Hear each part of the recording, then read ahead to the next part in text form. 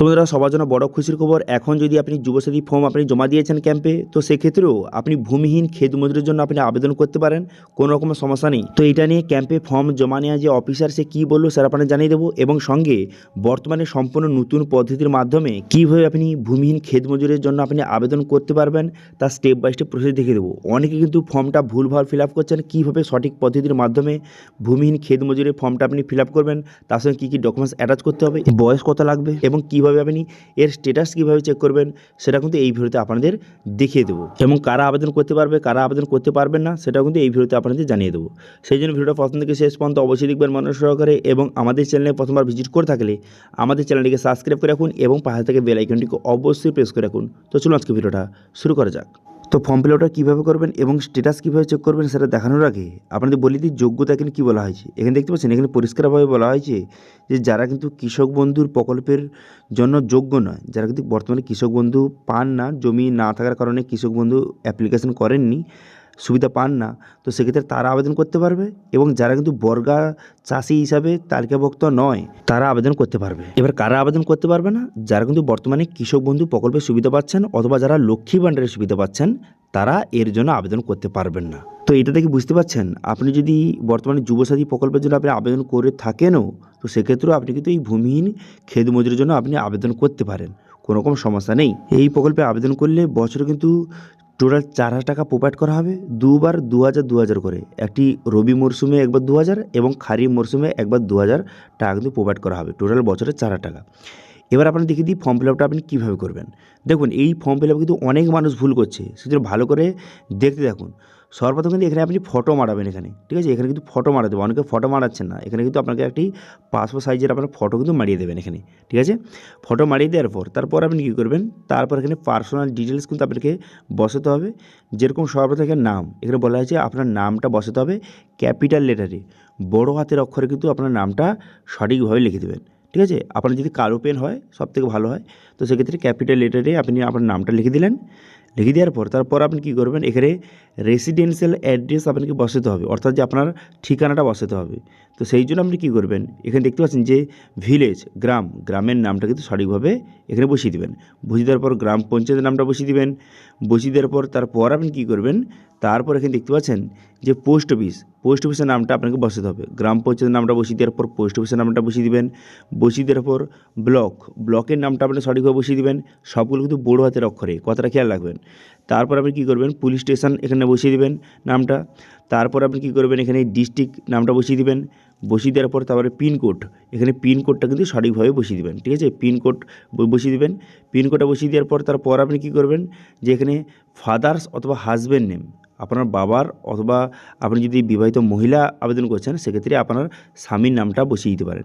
এখানে অনেকে কোশ্চেন যে ছেলে মেয়ে কি আবেদন করতে পারে? হ্যাঁ, আপনি যদি ফিমেলও হয়ে থাকেন সেক্ষেত্রেও আপনি আবেদন করতে পারেন, ওকে। তো এরপর দেখতে পাচ্ছেন এখানে কিন্তু আপনার ডেট অফ বার্থ, এখানে আপনার ডেট অফ বার্থটা সঠিকভাবে বসিয়ে দেবেন। বসিয়ে দেওয়ার পর আপনার এজটা এখানে বসিয়ে নেবেন, 1/4/2026 অনুযায়ী আপনার বয়সটা কত সেটা আপনি বসিয়ে দিতে পারবেন। এবার এখানে বয়সটা কত লাগবে, দেখুন এখানে কিন্তু কোনো রকম বয়সের কথা বলা হয়নি, আপনি 18+ হলেই কিন্তু আপনি আবেদন করতে পারবেন, ঠিক আছে। তো এরপরে কী করবেন, এখানে জেন্ডারটা সিলেক্ট করবেন, আপনি মেল বা ফিমেল, এখানে ছেলে মেয়ে সবাই কিন্তু আবেদন করতে পারবে, সেক্ষেত্রে এখানে মেল বা ফিমেল সিলেক্ট করে নেবেন। তবে বললে কি, যারা কিন্তু কৃষক বন্ধু এবং লক্ষ্মী ভাণ্ডার পান তারা আবেদন করতে পারবেন না, কথাটা খেয়াল রাখবেন।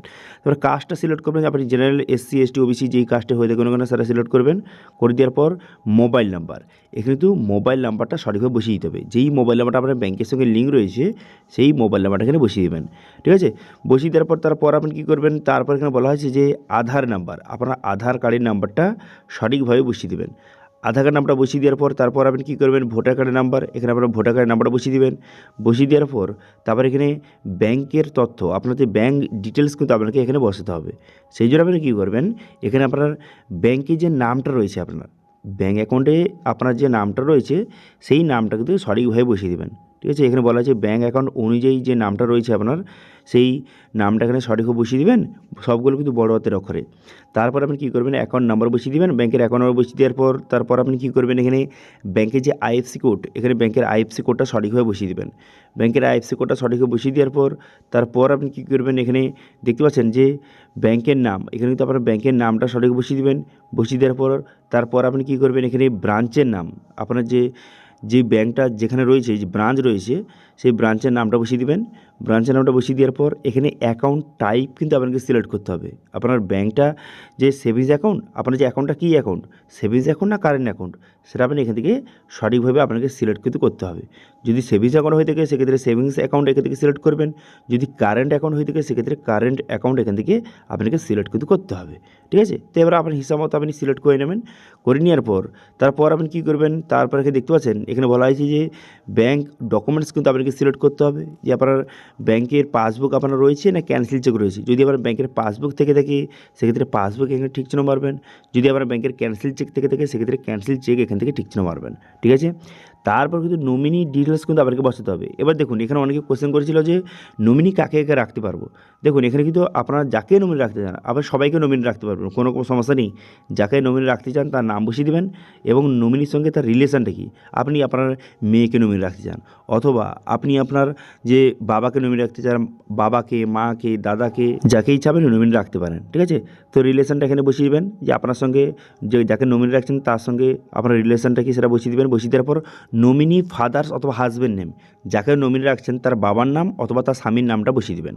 বসিয়ে দেওয়ার পর তারপর আপনি কী করবেন, ডেট অফ বার্থ, এখানে যাকে নমিনি রাখছেন তার নমিনির ডেট অফ বার্থটা বসিয়ে দেবেন। বসিয়ে দেওয়ার পর এজ, যে 1/4/2026 অনুযায়ী নমিনির বয়সটা কত সেটা আপনি এখান থেকে সঠিকভাবে আপনাকে বসিয়ে দিতে হবে। ঠিক আছে, এখানে সঠিকভাবে বসিয়ে দেবেন নমিনির এজটা। তারপর এখানে বলা হয়েছে যে নমিনি যাকে রাখছেন নমিনির বয়স যদি 18-র নিচে হয়ে থাকে সেক্ষেত্রে তার অভিভাবকের নাম কিন্তু এখানে বসাতে হবে। ঠিক আছে, এখানে কিন্তু অভিভাবকের নামটা সঠিকভাবে বসিয়ে দেবে যদি 18-র নিচে হয়। সেক্ষেত্রে যদি 18 উপরে হয় সেক্ষেত্রে এখানে কোনো রকম বসানোর দরকার নেই। ওকে, তারপর আপনি কী করবেন, তারপরে কিন্তু এখানে আপনার সিগনেচার, এখানে অ্যাপ্লিক্যান্ট সিগনেচার, এখানে কিন্তু আপনার সিগনেচার করে দেবেন সঠিকভাবে। সিগনেচার হয়ে যাওয়ার পর তারপর আপনি কী করবেন, এখানে ডেটটা বসাতে হবে। যেই তারিখে এই ফর্মটা আপনি ক্যাম্পে জমা করবেন সেই ডেটটা কিন্তু আপনাকে সঠিকভাবে এখানে বসিয়ে দেবেন। ঠিক আছে, সেই তারিখটা বসিয়ে দেবেন। বসিয়ে দেওয়ার পর তারপর আপনি কী করবেন, এখানে বলা হয়েছে যে অ্যাকনলেজমেন্ট রিসিপ্ট, এটা কিন্তু আপনাকে ফিল আপ করার দরকার নেই। এই জায়গাটা তো অফিসার ফিল আপ করে এই রিসিপ্টটা কেটে কিন্তু আপনাকে দেবে। ঠিক আছে, সেই জন্য এটা আপনাকে ফিল আপ করার কোনো রকম দরকার নেই। ওকে, তো এটা গেলো প্রথম পেজের কাজ। এবার চলে আসবেন নিচে সেকেন্ড পেজ রয়েছে, এখানে দেখতে পাচ্ছেন এখানে লেখা রয়েছে সংযোজনী 1 যে ফর্মটা, এবার এটা কিন্তু আপনাকে ফিল আপ করতে হবে। এটা হচ্ছে সেলফ ডিক্লারেশন ফর্ম, এটা আপনাকে ফিল আপ করতে হবে। সেই জন্য এখানে আপনার নাম, এখানে আপনার নামটা বসিয়ে দেবেন। বসিয়ে দেওয়ার পর আপনার বাবার নামটা এখানে বসিয়ে দেবেন। ঠিক আছে, আপনার বাবার নামটা এখানে লিখে দিলেন। লিখে দেওয়ার পর তারপরে আপনার গ্রামের নামটা এখানে লিখে দেবেন। লিখে দেওয়ার পর তারপরে গ্রাম পঞ্চায়েত নামটা এখানে কিন্তু সঠিকভাবে লিখে দেবেন। ঠিক আছে, লিখে দেওয়ার পর তারপরে ব্লক, এখানে ব্লকের নামটা কিন্তু এখানে সঠিকভাবে এখানে লিখে দেবেন। ঠিক আছে, ব্লকের নামটা এখানে লিখবেন।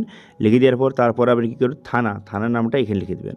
লিখে দেওয়ার পর তারপর আপনি কী করবেন, জেলার নামটা এখানে লিখে দেবেন। ঠিক আছে, যে অমুক জেলা লিখে দেবেন। সঠিকভাবে লিখে দেওয়ার পর তারপর আপনি কী করবেন, তারপরে আপনি নিচের দিকে আসবেন। নিচের দিকে আসার পর তারপরে এখানে দেখতে পাচ্ছেন এখানে বলা হয়েছে আপনি কৃষক বন্ধু অথবা লক্ষ্মী ভাণ্ডার কোনটা পান, যেটা আপনি পেয়ে থাকেন সেটা আপনি এখানে ঠিক চিহ্ন মারবেন। আর যদি না পেয়ে থাকেন সেক্ষেত্রে কোনো রকম ঠিক চিহ্ন মারার দরকার নেই। ঠিক আছে, কারণ কৃষক বন্ধু এবং লক্ষ্মী ভাণ্ডার পেলে কিন্তু হবে না, সেই জন্য কিন্তু এটা ঠিক চিহ্ন মারার দরকার নেই। তারপর আপনি কী করবেন, এখানে দেখতে পাচ্ছেন এখানে বলা হয়েছে যে আবেদনকারী স্বাক্ষর আপনার কিন্তু সিগনেচার কিন্তু করতে হবে। এখানে আপনি সঠিকভাবে সিগনেচার করে দেবেন। এখানে সিগনেচার করে দেওয়ার পর তারপর আপনি কী করবেন, তারপর এখানে দেখতে পাচ্ছেন এখানে আপনার স্থান অথবা তারিখটা কিন্তু আপনাকে লিখে দিতে হবে। ঠিক আছে, আপনি স্থানটা অর্থাৎ আপনার ভিলেজের নামটা বসিয়ে দেবেন। এখানে ভিলেজের নামটা লিখে দেওয়ার পর তারপরে আপনার তারিখটা কিন্তু বসিয়ে দিতে হবে। যেই তারিখে এই ফর্মটা আপনি জমা করছেন সেই তারিখটা কিন্তু আপনাকে সঠিকভাবে লিখে দিতে হবে। ঠিক আছে, তারপর আপনি কী করবেন, তারপর এখানে বলা হয়েছে যে আবেদনকারীর মোবাইল নাম্বার, আপনার কিন্তু মোবাইল নাম্বার আপনাকে বসাতে হবে। ঠিক আছে, এখানে মোবাইল নাম্বারটা লিখে দেবেন। এখানে লিখে দেওয়ার পর এবার এর নিচে কিন্তু এইটা কিন্তু ইংলিশেও আছে। ঠিক আছে, এটা বাংলা এবং ইংলিশে। এবার আপনার যেটা পছন্দ সেটা আপনি ফিল আপ করবেন। ঠিক ইংলিশ অথবা বাংলা যেটা আপনার সুবিধা হয় সেটা আপনি ফিল আপ করবেন। এবার এর পরে পেজে চলে আসবেন 3 নম্বর পেজে। এখানে দেখতে পাচ্ছেন যে সংযোজনী ফর্ম রয়েছে। এখানে আধার অথেন্টিকেশন, এই যে ফর্মটা, যে আধারের তথ্য যে নিচ্ছে আপনার অনুমতি দেওয়ার জন্য এই যে ফর্মটা, এখানে আপনার নাম লিখে দেবেন। লিখে দেওয়ার পর তারপর আপনি কী করবেন, আপনার বাবার নামটা এখানে লিখে দেবেন। লিখে দেওয়ার পর তারপর আপনি কী করবেন, এখানে গ্রামের নাম, আপনার গ্রামের নামটা কিন্তু আপনাকে বসাতে হবে। সেই জন্য আপনি কী করবেন, এখানে আপনার গ্রামের নামটা বসিয়ে দেবেন। বসিয়ে দেওয়ার পর তারপর আপনি কী করবেন, এখানে গ্রাম পঞ্চায়েত নামটা বসিয়ে দেবেন। বসিয়ে দেওয়ার পর ব্লক, এখানে ব্লকের নামটা বসিয়ে দেবেন। ব্লকের নামটা বসিয়ে দেওয়ার পর তারপর জেলা, এখানে জেলার নামটা আপনি সঠিকভাবে কিন্তু এখানে বসিয়ে দেবেন। ঠিক আছে, জেলার নামটা এখানে সঠিক বসিয়ে দেবেন। বসিয়ে দেওয়ার পর তারপর আপনি কী করবেন, তারপর এখানে দেখতে পাচ্ছেন যে আধার নাম্বার, আপনার আধার নাম্বারটা বসিয়ে দেবেন। আধার নাম্বারটা বসিয়ে দেওয়ার পর তারপর আধার কার্ডের সঙ্গে যেই মোবাইল নাম্বার লিঙ্ক রয়েছে এই মোবাইল নাম্বারটা বসিয়ে দেবেন। বসিয়ে দেওয়ার পর তারপর আপনি কী করবেন, এখানে ভোটার কার্ডের নাম্বার কিন্তু আপনাকে বসাতে হবে। সেই জন্য আপনি কী করবেন, এখানে আবার ভোটার কার্ডের নাম্বারটা বসিয়ে দেবেন। বসিয়ে দেওয়ার পর তারপর আপনি কী করবেন, তারপর এখানে দেখতে পাচ্ছেন যে আপনার সিগনেচার কিন্তু করতে হবে এখানে আপনারা সিগনেচার করে দেবেন। সিগনেচার করে দেওয়ার পর তারপরে স্থান এবং তারিখটা কিন্তু আপনাকে বসাতে হবে।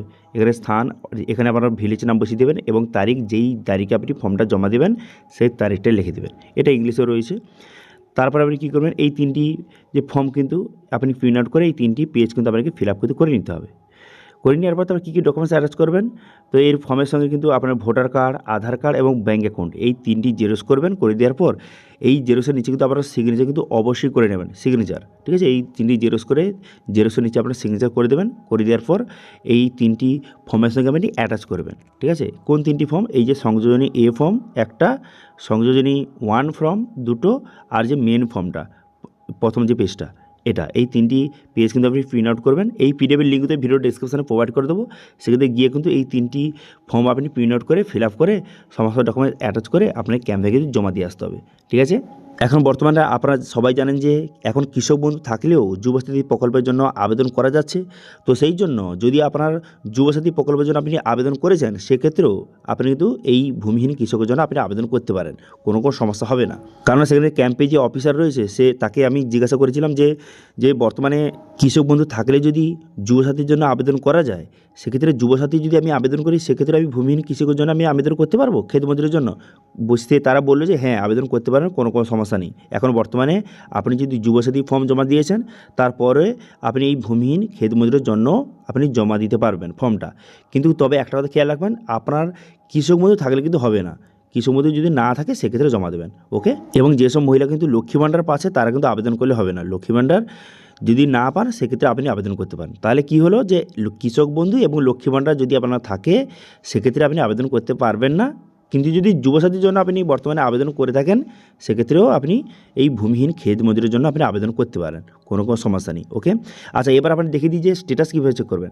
স্ট্যাটাস চেক করার জন্য আপনি গুগলে আসবেন। গুগলে আসার পর লিখবেন যে কৃষক বন্ধু লিখে সার্চ করবেন।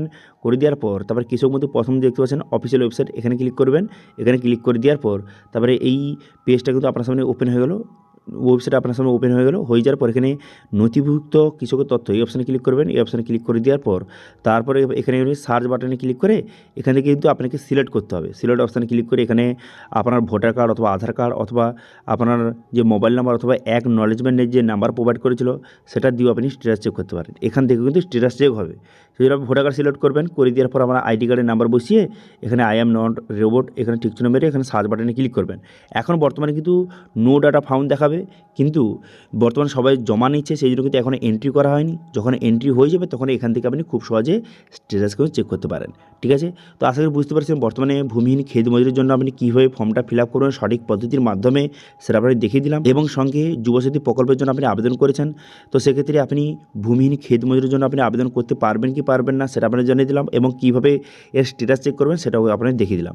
এবার এটা নিয়ে যদি কোনো রকম যদি আপনার কোশ্চেন থেকে থাকে অবশ্যই কমেন্ট করুন, আমি অবশ্যই রিপ্লাই করবো। এবং আজকে ভিডিও ভালো লাগে তাহলে ভিডিওকে লাইক করে দেবেন এবং ভিডিও কিন্তু বন্ধুর সঙ্গে শেয়ার করে দেবেন। এবং আমাদের চ্যানেলে প্রথমবার ভিজিট করে থাকলে আমাদের চ্যানেলটিকে সাবস্ক্রাইব করে রাখুন এবং পাশে থেকে বেল আইকনটিকে অবশ্যই প্রেস করে রাখুন। আজকে ভিডিওটা এই পর্যন্ত দেখা আছে নেক্সট ভিডিওতে। Thank you.